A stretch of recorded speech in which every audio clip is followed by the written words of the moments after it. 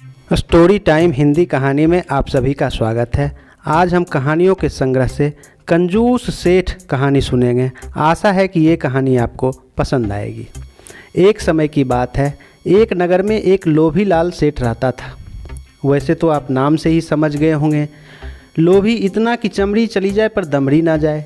दिन रात दौड़ भाग करता रहता था, ना धूप ना सर्दी, कुछ नहीं देखता था। बस उसके दिमाग में एक ही बात बैठी हुई थी कि किसी तरह बहुत बड़ा धनवान बनूं। सुबह शाम बस हाय धन करता रहता था। दुकान में तराजू के पल्ले चमड़े के, तराजू की डांडी लकड़ी की और बाट दूसरे दुकानदारों से उधार मांग रखे थे।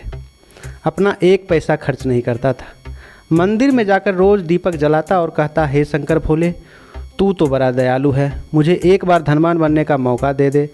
ऐसे ही काफ़ी दिन बीत गए तो एक दिन पार्वती माता शंकर जी से बोली, हे नाथ, इस लोभीलाल सेठ को देखो, रात दिन हाय धन करता रहता है। प्रभु, मेरे कहने से आप इसको एक बार धनवान बनने का मौका दे दो, आपकी बड़ी कृपा होगी। शंकर जी, पार्वती तुम बड़ी भोली हो, इस लोभीलाल को धनवान बना दिया तो यह दीपक जलाना भी छोड़ देगा। लेकिन पार्वती माता के बार बार जिद करने पर शंकर जी ने कहा, ठीक है, मैं इसको एक मौका देता हूँ, आगे इसकी किस्मत। भोले शंकर एक महात्मा का वेश बनाकर लोभीलाल के पास आ गए और बोले, हे सेठ जी, मैं एक महात्मा हूँ, बहुत दूर से पैदल चला आ रहा हूँ, मैं तीर्थ करने जा रहा हूँ। मेरे पास एक पारस पत्थर है, इसको आप जमा कर लो, मैं 6 महीने में वापस आऊँगा तो मुझे वापस लौटा देना। सेठ जी अत्यधिक प्रसन्न होकर बोले, ठीक है, मैं 6 महीने में आपको लौटा दूंगा।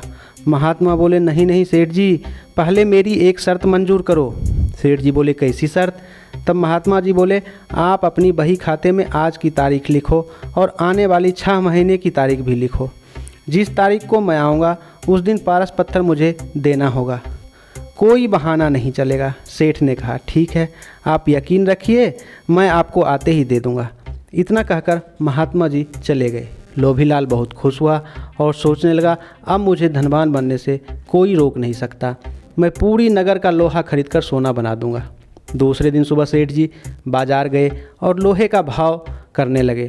लेकिन ये क्या, कल तक जिस लोहे का मूल्य 1 रुपया किलो था, आज 2 रुपया किलो हो गया।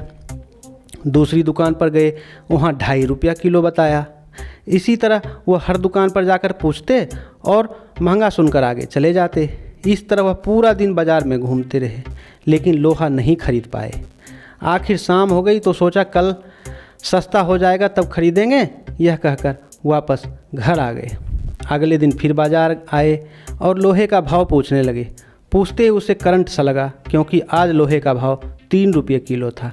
सेठ निराश होकर अपने घर चला आया और कल का इंतज़ार करने लगा। अगले दिन वह फिर बाज़ार गए, लोहा का भाव और महंगा था, वह फिर वापस आ गए। ऐसे ही दिन बीतते गया, लोहे का भाव दिन ब दिन बढ़ता गया और वह एक दिन सस्ता होगा यही उम्मीद लगाए बैठा रहा। ऐसे ही इंतज़ार करते करते 6 महीने गुजर गए, पता ही नहीं चला। और एक दिन महात्मा जी दुकान पर आ धमका। महात्मा को देखकर सेठ सन्न रह गया और कहा, महाराज आप दुकान में बैठिए, मैं अभी बाज़ार जाकर आता हूँ। महात्मा ने कहा, नहीं, मैंने कहा था मेरे आने के बाद 1 मिनट भी नहीं छोड़ूंगा, ला मेरा पारस पत्थर वापस दे दो। अब सेठ इधर उधर ताकने लगा।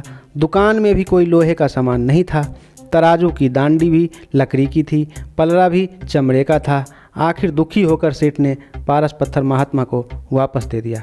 महात्मा के जाने के बाद सेठ सिर पकड़कर रोने लगा। ये कहानी आपको कैसी लगी हमें कमेंट्स में बताएं। धन्यवाद।